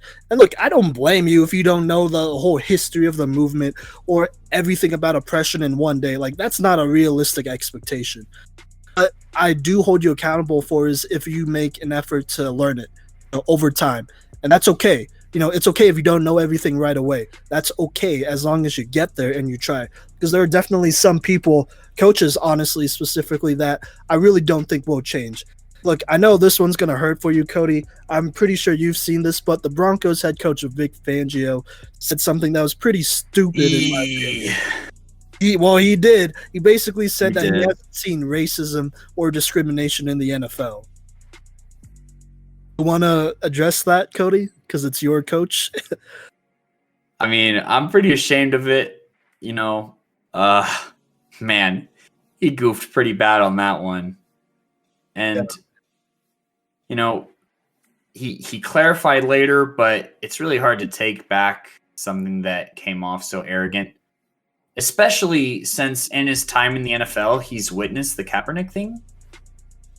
Oh, You know, well, he's the defensive coordinator for the 49ers. Yeah. So, you know, and he firsthand saw what Kaepernick did to the NFL. Like, Kaepernick was a freak and took the Niners to a Super Bowl. No one ever forget that. You know, it was a combination of his legs and arm that got the 49ers to a Super Bowl, you know, and got them an NFC championship. So he's seen firsthand Kaepernick's talents, and he's also seen, whether he was on the Niners or not during the blackballing, he's seen what the NFL has done. So that was definitely, you know, flag on the play, unnecessary ignorance on Vic Fangio. Yeah. You know, and honestly, I was way happier with what Von Miller had to say in regards to this movement. So if Broncos fans, look to Von Miller as an example, not Vic Fangio. Yeah, and look, man, like I said, I want to be optimistic. I want to be optimistic, but Vic Fangio is one of the older coaches in the league, and I'm just being honest. Like, for me, at least, it's just really hard to see at his old age and how set in his ways he kind of just seems to be, that he adopts like should I say this, the knowledge of this movement, the reasoning behind this movement, the reasoning, or honestly just adopts reality, if I'm being honest. And I mean, I don't know. You know, it's hard to see him adopt. I could definitely see like younger people like Drew Brees adopted sooner than older people who have been stuck in their ways for as long as Vic Fangio has been, because he is one of the older head coaches in the league. Simon, is this the organization that you told me you wanted to talk about before the segment? What? The Broncos. Oh no, sorry, I had one more. Can I talk about this one last one? Yeah. I was like, because you said that, and I was like, man, let Von Miller represent the Broncos, not Vic Fangio. I do not condone what Vic Fangio said. I do support Von Miller's stance and his activism as well, and you know, he's had a positive impact in not only African American communities, but also in African communities and such like that. So let Von Miller be the activist representative of the Denver Broncos, please. Yeah, all right. Fair enough. So, but before we continue on, as you know, we're already in rhythm of calling out racist, so I might as well continue it with James Dolan, the Knicks owner. No surprises here, no surprises at all. There's a reason nobody likes playing for this dude. A lot of reasons, actually. But basically, look, I'm not gonna lie, I'm trying to find the actual statement he made, but I think it's just the fact that he did not make a statement at all regarding George Floyd. And that's a problem, because he justified that, saying that like he wasn't in the right position to make a statement, and that's a big problem for me. Yeah, I mean, I don't want to go off too much on a guess, because I don't have the exact facts right in front of me. But he basically just said that, you know, like he didn't feel like it was in his position to say anything as a defense for not saying anything about the protest or George Floyd. So I don't know. In my opinion, look, if I'm just being honest, I never liked the dude. This was the same dude who wanted to continue to play the basketball season as the COVID-19 outbreak happened. So this isn't surprising at all. Like, it's not surprising that this dude is probably racist, if I'm being honest. Like, let's not get it twisted. Don't forget that one time he basically had Spike Lee kicked out of Madison Square Garden because he wouldn't let him go through the same entrance he's been going through for decades now. So there's that. But yeah, I mean, I don't know. I really don't have much to say about him. I've never liked the dude. Here's the quote: quote, not more qualified than anyone else to offer our opinion on social matters. That's what that's all it was for Madison Square Garden Company. So he's also the owner of the Rangers, keep in mind, which it was like the only team in the NHL to not release a statement as well, condemning racism. And then you could tell that he knew that he messed up because 24 hours later, there is a follow-up memo saying that the company condemns racism. Oh, they don't. Oh, they don't. To be honest, they don't. If that's what your leaders say, if that's how your leader reacts, then you don't. And it was after criticism too. I'm pretty sure of that 24 hours. 24 hours is a long time to read the room, which he misread pretty bad in the first place. And like you said, James Dolan has a pretty sus history. So yeah, the Knicks aren't going to be good anytime soon. I think everyone knew that. But if I'm being honest, I'm looking at people basically most of the Knicks squad, African Americans. I don't see them wanting to be with the New York Knicks any longer. I don't see any big time free agents unless they're super desperate wanting to be part of the New York Knicks any longer. And that's just how it's going to be because James Dolan is not a good person. He's probably the worst sports owner in sports right now. Pretty bad. Yeah, but anyways, we could. How about we move on to, I guess, some positives? How about that? Well, I want to call out one more person. Okay, one more quarter. Go for it. One more quarterback in the NFL. That being Jake Fromm. Almost forgot about it. Yeah, we don't let him slip up here. So Jake Fromm, he released an apology today from his notepad, which, I've heard some other people on podcasts. We're going to just name drop the Ball Girls pod, talk about how kind of insincere just like a quick notepad apology looks. Just type it out on your phone and send it. But, he apologized today after, being exposed on Twitter from a text message chain with, I believe it's with a Ashley MP20 on Twitter is the source, according to this photo. And he's quoted as saying, quote, "But no, guns are good. They need to let me get suppressors. Just make them very expensive so only elite white people can get them. Haha." End quote. Okay. So do you should react to it first. Jake Fromm, how dare you? First off, at the cycle, we have been praising you for so long, and then you're gonna say only elite white people can get something because of the price tag on something? Like that's one of the most blatantly racist things that I've heard, like, publicly released.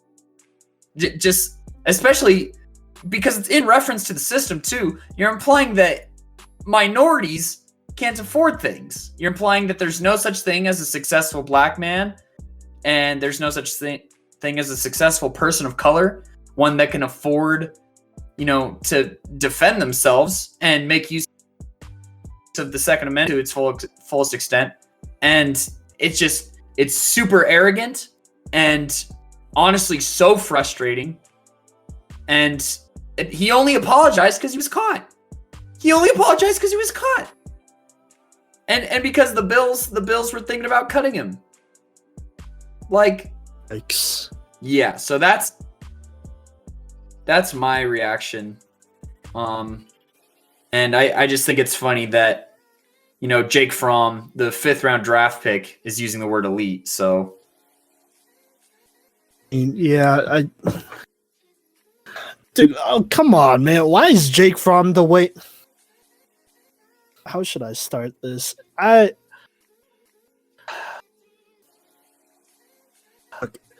Fromm was somebody that I used to respect a lot. Because I've brought this up a billion times, with that first show, QB1 Under the Lights. I was pretty impressed by his character. I thought he was great. To this day, honestly, even with the racism, like, leadership-wise, as somebody who could relate to other people and just be a genuine At least I thought he was a genuine guy, or maybe he's just a really good actor. I thought he was great, and so this ruined it for me. Like why would you feel why? I don't know. I don't know why he would do this. No, I do know why. It's because he's racist. It's because he comes from a Southern family. Like, it's not out of the ordinary. I already brought this up, the whole generational thing. I'm just being honest. It exists. If you don't think it exists, then you probably haven't experienced it like I have. So, what up? Generational racism, not being like a racist generationally. That's what I meant. So, yeah, I don't know. I'm extremely disappointed. I don't think he's gonna get. I don't know. I'm sure there's gonna be an NFL team that picks him up. You know how they love their white quarterbacks. I mean, that's just how it is. The NFL is also the least progressive. At Nathan Peterman. That too. Ironically, the Buffalo Bills love drafting. Not gonna go there. It is what it is. Yeah, I don't know. I'm just disappointed. Like, if he wasn't in the NFL, like if he was in the NBA or a more progressive league, he probably wouldn't get away with it. I do think he's gonna get away with it. Probably. And there's nothing we could do. So I mean, I guess we could protest and stuff, but I mean, people don't like that either. Yeah, it's disappointing. And the worst part is that it's not at all unexpected. Yeah. Hey, it is what it is. Look, I mean, it just goes to show you never know about people around you and their true intentions. That's why we gotta be active. It's not enough just to not be racist. You gotta be anti-racist. Like, the whole purpose of this movement is to kill that racist culture. To kill the racist culture. That's it. And not. Okay, hold up. Let me preface that. Not by a violent way, but voting out people who have had racist tendencies, bring in new blood into our governments and into our local, communities and whatnot, because those are the people who can make the biggest changes, if I'm being honest. Obviously, we have the power to vote, and we got to use that power right. Like, this is an election year that we can't get wrong. We can't get this election year wrong. If Donald Trump gets reelected again, like, I don't know what to do. Well, hopefully it doesn't get to that. I mean, he did threaten the military against the U.S. population, which, by the way, while we're just on this this topic of political stuff, I am pretty blue, but I do believe in the Second Amendment for this exact reason, where the president had essentially threatened to wage war on the United States and the citizens that he's supposed to protect and serve. So, just stay safe, be smart, and use your rights for their intended purpose. So, yeah. Let's move on to some positivity. Yeah. So let's get to some positive stuff. Simon, you want to start it off? Yeah, sure. So I mentioned Kobe Bryant earlier. I don't know if this still stands, but I did hear. Feel free to call me out if I'm wrong on this, but I did hear that certain places that had Kobe Bryant murals painted on them haven't been looted, and murals of Kobe have not been touched at all, which shows a lot for what he did for the African American community, for people of color in general. If I'm being honest, I mean, am I right or am I wrong? I don't know if you know that for sure or what. The first thing that I saw was from BuzzFeed, and I'm not a huge BuzzFeed believer, but that is a headline that is out there. Let me see if I can find a different source, because I don't think BuzzFeed is super reliable. Okay. There's a few sources from different angles that are all saying the same thing. Yeah. That the murals have been untouched. Because I heard this pretty early on in the protests, like early last week. Wasn't sure if that was still the case, because a week's a lot of time, so you never know. But I mean, honestly, that's touching, because it just goes to show how much one person, how an athlete can impact a whole community by using their platform like he has, or like he did, sadly. And I mean, look, we need athletes to stand up for people of color. We need athletes and celebrities to stand up for injustice. And I think it's completely idiotic for people to not support that, because it's positivity that they're promoting. Yeah, and we've seen a lot more athletes stand up, and there's a lot of athletes that didn't kneel with Kaepernick when he was doing it, who have basically made a promise to kneel, should the season come around, and to make a contribution to positive change. And one of my, I talked about it a little bit earlier. This is just a part of the quote from Von Miller, but it was a quote: "If you consider yourself an ally, it's time to have tough conversations with your fellow man, because the responsibility of deconstructing bigotry doesn't fall on those burdened by it." End quote. So, what he's saying is, basically, if you have privilege, you need to use it to help out those who are oppressed. So, he's saying to his fellow athletes who have a wealth of money and privilege to contribute towards positive cause, he's telling, people like me who are white to use their privilege to advocate for the advancement of, justice for people of color in the society.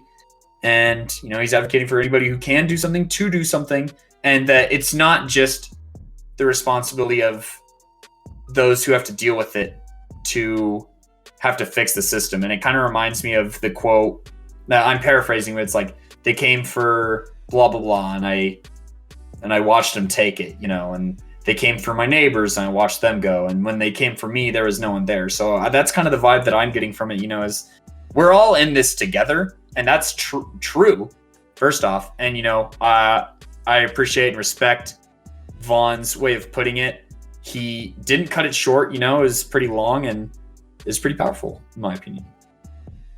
No, for sure. I mean, that's awesome. All right. Do you want me to?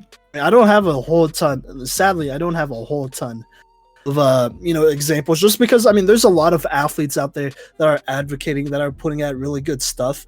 And I'm not gonna lie, sometimes it does kind of all blend in, which sucks. But there's a lot of good out there, which is what matters. And I'm somebody who probably focuses more on my own teams and what they put out, if I'm being honest, just because there is a lot out there. To my Dallas Mavericks, I'm proud to say I've done a lot for the Dallas community. Even before this, they've always done a lot. Mark Cuban, he's done wonders for not only the Dallas economy, but like the cities around Dallas, like supporting programs for underprivileged kids and whatnot. And Mark Cuban has definitely been somebody who, he's always supported the movement, and he's been acknowledging his privilege even when people hate on him, because it is Texas. Don't get it twisted. Some people there are very ignorant, so there you go. But it was good to see. I saw this. I don't know how long ago it was. Obviously it was within the last week. I saw, pictures of Mark Cuban, a couple of the Mavericks players. I think all of them have spoken out on it. There's no somebody who's completely ignorant. I saw a couple Mavericks players that just happened to be in Texas and Dallas at the time with Mark Cuban, walking with protesters, and I'm going to give some of those players their due. I saw Jalen Brunson, Dwight Powell. Those are the two that I saw for sure. Maxi Kleba. And it was good seeing them go out there, because that just shows the culture of the Dallas Mavericks and what Mark Cuban has been building there, supporting these protests, supporting change. And Mark Cuban did say, look, there's no quick fix to racism and the system. That's facts though. There's not going to be a quick fix. There's not going to be a singular law or laws that changes everything. Systematic racism is something that he said, it's not going to go away right away, but he did acknowledge that white people and people of privilege need to change. They need to change how they're thinking. They got to be open. This isn't about people who are informed. It's about people who are uninformed, who are opposed to being progressive, and that's a problem. And so I don't know. As a Mavericks fan, I am proud of the Dallas Mavericks for what they've done for I keep saying our community. I don't live in Dallas anymore, but for the Dallas community and whatnot, in supporting people of color, supporting Black Lives Matter. I agree, and I've even seen we've seen it all over the nation, but the particular images that I saw were J.R. Smith and Jordan Clarkson being a part of the protests in Los Angeles. So we've seen examples of that. And I also just want to give out a shout out to Ben and Jerry's, who, they have supported Black Lives Matter since basically Black Lives Matter began. First off, so they've been here day one, and their statement said silence is not an option. And they came swinging against racism and against the oppressive system, and said that it was inexcusable and that justice needs to be obtained. So shout out to Ben and Jerry's for also being a positive mark. And see, there's a bunch of examples. I want to thank the media who is respectfully and accurately reporting on what's going on the streets. They're not skewing it. They're not, focusing on the looting and the rioting and not focusing on what the cause is and being victims of oversight. The ones who are on the front lines, showing the peaceful protests, putting together compilations, promoting, petitioning, promoting, donating, promoting charities, all of this stuff. And those who are putting their lives on the line and their reputation, because there are journalists who they show credentials because they're allowed to be there past curfew, and they're getting arrested. They're getting shot with rubber bullets in the eye, and they're becoming permanently blind in one eye. Journalists who are accurately and fairly reporting for the people, to the people, I want to give you a shout out for reinforcing justice. And excuse me, as well as the everyday citizens who are getting their journalistic approaches on try not to get the faces of protesters just because we want to protect the privacy of people, but the people who are recording police brutality at these protests against police brutality. We live in such a different age in social media, and I think that's part of this huge change. I mean, think about it. The video of Ahmaud had huge implications, and the video of George Floyd is what pushed people over the edge, and there's more videos. I talked about the one of the college kids in Atlanta, and there's whole threads on Twitter of people who are at these protests and they record police brutality or wrongful arrests. Or, there is one cop vehicle that, did a drive-by with rubber bullets on protesters.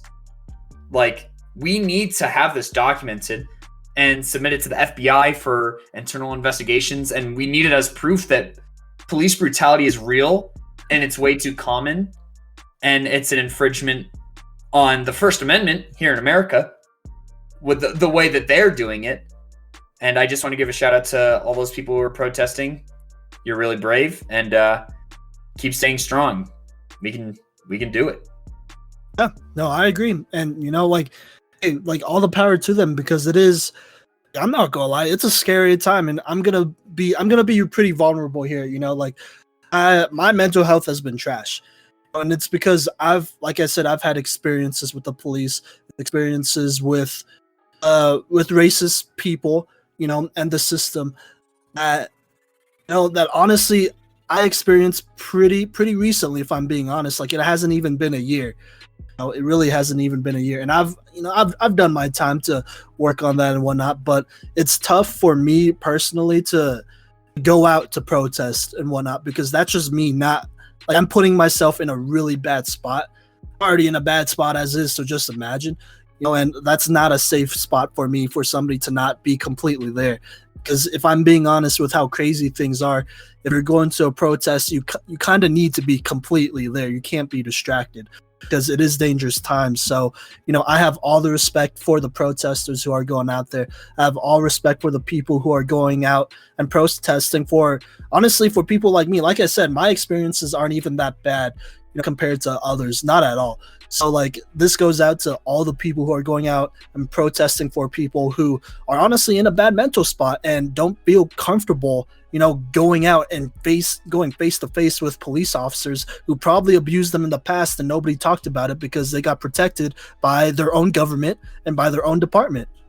So yes. I wasn't really sure, other than just reaffirming that, that's okay too, and the important thing is to just do whatever you can, however you can.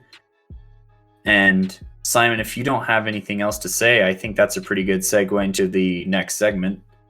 Yes, let's do it. Coming up, how can you help?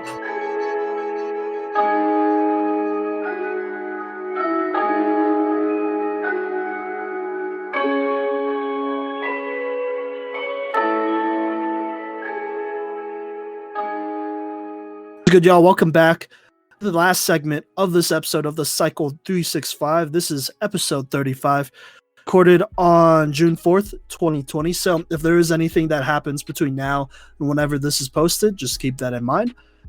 We're here to talk about some resources. Personally, look, I was blessed to have a lot of friends who share a bunch of resources.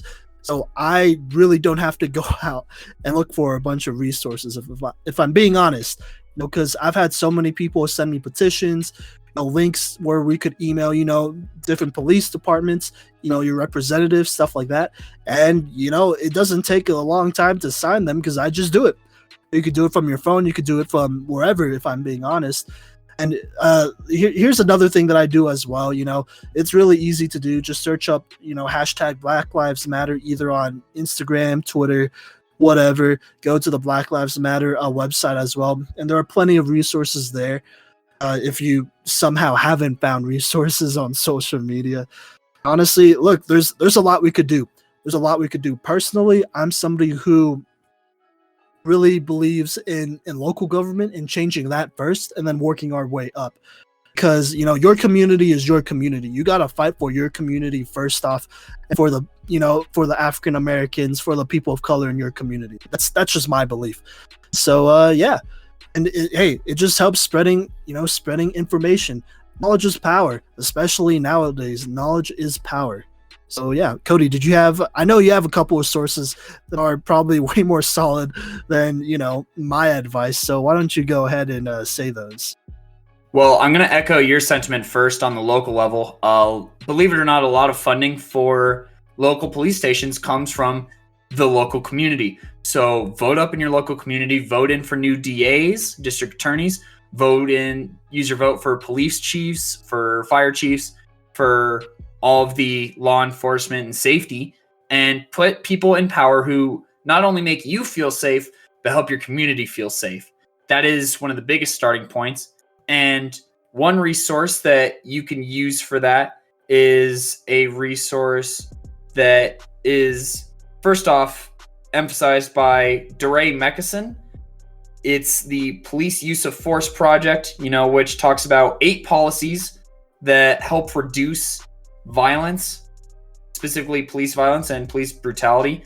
Now, these 8 policies that not every city actually does, and you can find these resources on useofforceproject.org. These 8 policies include failing to require officers to de-escalate situations. They also include prohibiting the use of choking or strangling, which, we see how relevant that is. It requires other officers to intervene and stop the use of excessive force. So if one officer sees another officer using excessive force, they're also held liable, kind of like what we're seeing with the 4 police officers from Minneapolis charged with. And then also not allowing officers to shoot at moving vehicles, because we can see that can be a problem. There are maneuvers that police have for getaways and for chases that are non-lethal. And then there are other steps included. I'm going to let you guys do the research on that. And on this website, they actually have a list of cities and what policies they have and whether they've been updated or not in the past few years. These also, if you look up the 8policies.org, I believe, then there's also a list where you can find your city, 8can'twait.org. That's the name of it. It stands for the same things. And the data proves that these 8 policies combined reduce police violence by 72%. And you can look up your city and you can get the number to those who are in charge. So for example, I'm going to go for my hometown of Aurora, Colorado, and the only things that they have here is duty to intervene, ban firing at moving vehicles, comprehensive reporting, exhausting other means before shooting, and has use of force continuum. But it doesn't have the ban against chokeholds or strangleholds, and it doesn't require de-escalation, and it doesn't require warning before shooting. So it pulls up the mayor of Aurora, it gives you the phone number, it gives you the email, and it gives you the Twitter if they have it in any uses of social media, and you can reach all of them there. You got to overwhelm the people who are in charge, especially at the local level, to force local change, which then in turn has a domino effect for national change. Another resource that you can look at for another ton of resources is Black Lives Matter. You know, they have their mission statement, they have what they're about, they have their chapters, they have donations, they have programs, they have news. And, you know, I think it's a great place to get educated as to what Black Lives Matters actually means and, you know, the effects that it can have on the world. There are a few other resources. Obviously, you can go to change.org and find a ton of resources on petitions.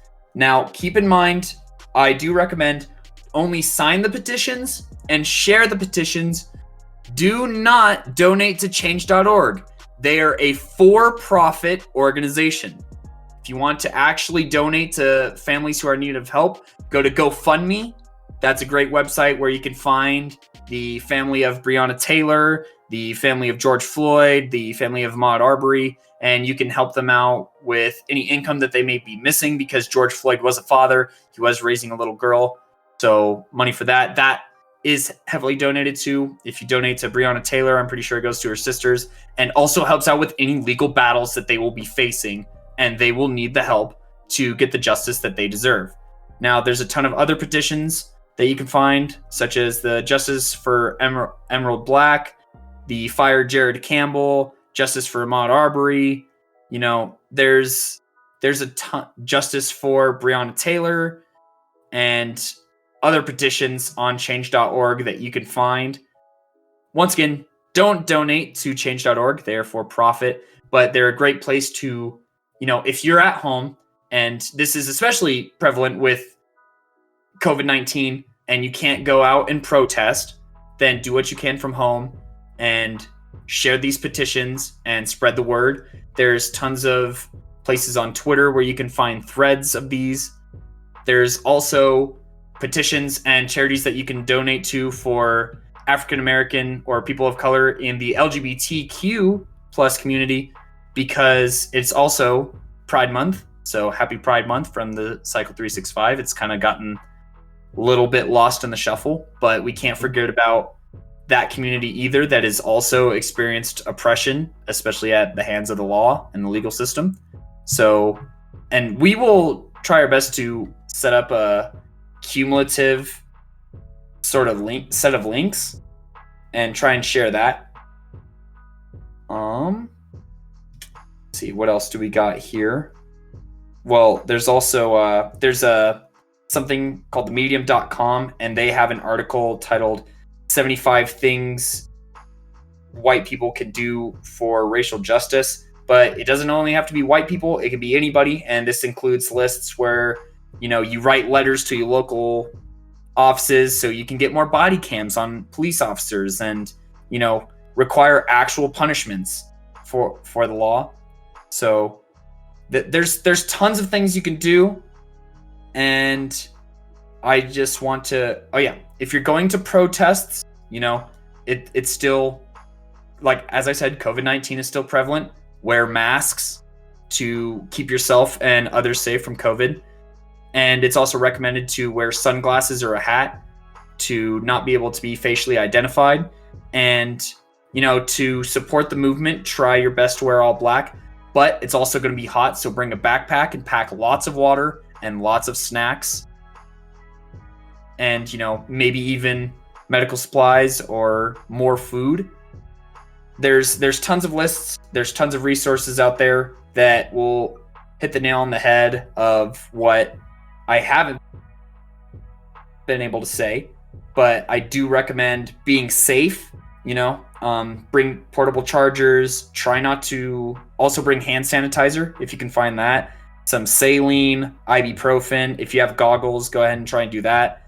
Don't wear any identifying brands or signature stuff if you don't want to be identified, and if you want to bring signs, make sure that they're inclusive, progressive, and know why you're going to a protest. Simon said it earlier, don't go to a protest for Instagram clout. That doesn't help anybody. Go to a protest because you believe in reform in the legal system.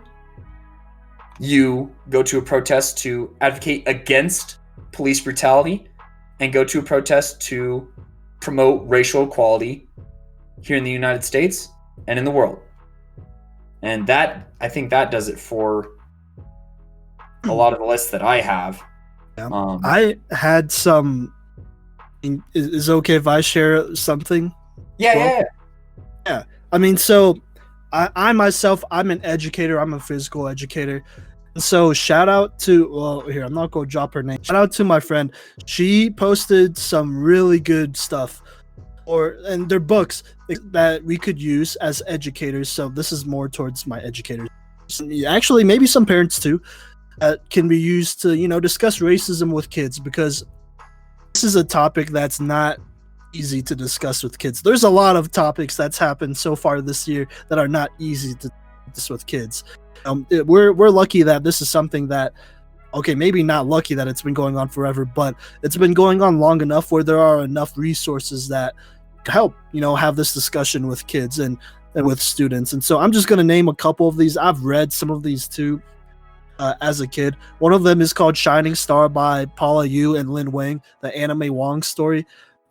For those of you who don't know, Anime Wong was a very influential Asian American actor.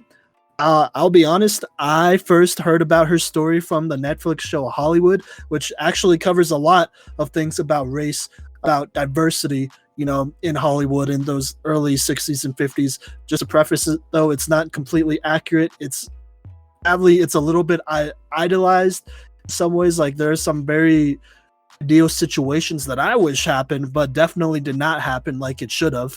So there's that. Anyways, I'm getting sidetracked. Another one is Ruby Bridges Goes to School, My True Story by Ruby Bridges herself. There are a couple books from her as well. And finally, this is a book that I've read, or I'm pretty sure I've read, but it's called The Voice of Freedom by Fannie Lou Hamer. I want to say so. These are just a couple books that we could use as educators to, help educate our students and whatnot. And this is just a quick message to all of them. Look, it's important to talk about discrimination and racism with your students. If you're a teacher, it's especially important if you're a coach, just because this has always been my opinion that, teachers and coaches, they have so much influence. They have more influence than a lot of people, if I'm being honest. There are definitely days where they see kids probably more than their own parents see them during the school year. So this is why it's important to educate them and to be proactive and really help this next generation of Americans, of citizens of your community, learn and do better than what even our generation has done or past generations has done. They're the future. So now more than ever, it's important to educate those kids, because they're very, what's the word? Kids are definitely more impressionable than grown adults or even teenagers. So this is a conversation that needs to happen. As a person of color, I'm definitely going to have these conversations with my students, if I'm being honest, because this is something that's important. It needs to happen. Like, there are definitely people who are stuck in their ways. So it's up to us as educators to find a way to get those people out of power by empowering our own students with the knowledge of racism, of this racist system, and, giving them ways for our students to fight that growing up. And Simon, your emphasis on books kind of gave me a second wind to find some more resources that I had. This is a list of books from goodblacknews.org. They also have lists of other things that you can donate to and other petitions you can sign. But part of this list is The Ballot or the Bullet by Malcolm X, Martin and Malcolm by James Baldwin, Are Prisons Obsolete by Angela Davis, The Master's Tools Will Never Dismantle the Master's House, No Place for Self-Pity, No Room for Fear by Toni Morrison, Why I Won't Vote by W.E.B. Du Bois, The New Jim Crow by Michelle Alexander, as well as a list of many more that you can find. And once again, if you Google or Yahoo or Bing, we don't discriminate against search engines here. If you just look up protest options or list of links, goodblacknews.org, it will lead you to this same website, and it might even be updated. You can also donate to Black Lives Matter or the NAACP Legal Defense and Educational Fund. That's really huge to, towards the road of educating people about the institutional, problems in the United States.